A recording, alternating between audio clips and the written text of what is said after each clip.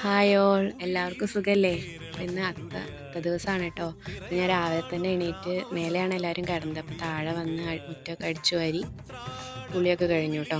അപ്പോൾ മേലത്തെ പുതിയ വീട്ടിൽ നല്ലൊരു പൂക്കളിടാം, അവിടെ നിന്ന് വീഡിയോ ഒക്കെ എടുക്കണം, അവ്യയുടെ ഓണാശംസകളൊക്കെ എടുക്കണം. അപ്പോൾ അവിടെ നല്ലൊരു പൂക്കളിടാമെന്ന് വെച്ചിട്ട് മേലേക്കായിട്ട് ആദ്യം പോണത്.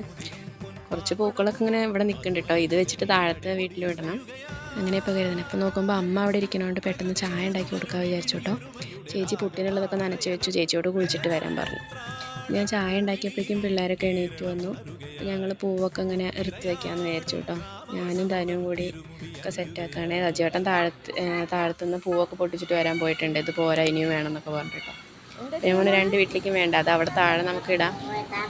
നമ്മുടെ പൂന്തോട്ടത്തിലുള്ള പൂക്കളൊക്കെ അവിടെ വെച്ചിടാം, നമുക്ക് ഇവിടെ വാങ്ങിച്ച പൂവിടാന്നൊക്കെ പറഞ്ഞിട്ട് ഞാൻ വല്ല ഊണ് കഴിക്കാൻ ഇരിക്കുന്നത് പോലെ ഇരിക്കുന്നുണ്ട് കേട്ടോ. ചോറിന് ഇല ഇടാൻ വിളമ്പാൻ വേണ്ടി ഇരിക്കുന്നത് പോലെ. അപ്പം ഞങ്ങൾ ഇവിടെ ഇരുന്നു. ജാനി കുളി കഴിഞ്ഞ് ഡ്രസ്സ് ഇവിടെ ഇല്ലയെന്നും പറഞ്ഞ് വാശി പിടിച്ച് കരഞ്ഞിട്ട് അച്ഛൻ്റെ കൂടെ പോയതാട്ടോ. അപ്പോൾ അവളങ്ങോട്ട് ഡ്രസ്സൊക്കെ എടുക്കാൻ പോയിട്ടുണ്ട്. പിന്നെ ഞാനും ചേച്ചിയും കൂടി എന്തൊക്കെയോ കാട്ടിക്കൂട്ടി വരച്ചു. പക്ഷെ കുറച്ച് പൂക്കളേ ഉണ്ടായുള്ളൂ കേട്ടോ. 100 രൂപയ്ക്ക് വാങ്ങിച്ച പൂക്കളാണ്, ഇത്രയേ ഉള്ളൂ. ഞങ്ങളുടെ റൗണ്ടാക്കാനുള്ള പൂവുണ്ടായില്ല. അപ്പോൾ ഞങ്ങൾ ഉള്ളതൊക്കെ വെച്ച് ഒരു വിധം ഇട്ടു കേട്ടോ. ഞാനും കുട്ടികളും സജേട്ടനും ചേച്ചി അമ്മ അവിടെ ഇരിക്കുന്നുണ്ട്. ഉണ്ണിയണ്ണൻ ഇടയിൽ വന്ന് പോണക്കുന്നുണ്ട് കേട്ടോ. പൊന്നൂസിന് പിന്നെ പനി ആയതുകൊണ്ട് അവൻ ഇറങ്ങിയിട്ടില്ല.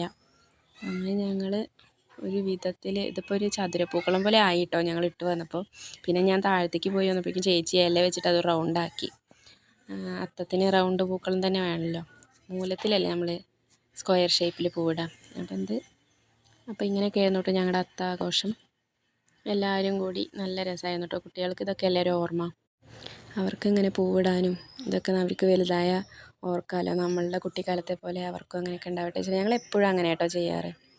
ഇതിലിപ്പോൾ ഇവിടെ പൂവിടൽ കഴിഞ്ഞ് ഞാൻ താഴെ വന്നു. താഴെ ഇത് അത്രയ്ക്ക് തന്നെ ഉണ്ടായുള്ളൂ കേട്ടോ. അപ്പോൾ ചെറിയൊരു പൂക്കളിട്ടു, അതിൻ്റെ വീഡിയോസൊന്നും കൂടുതലെടുത്തില്ല.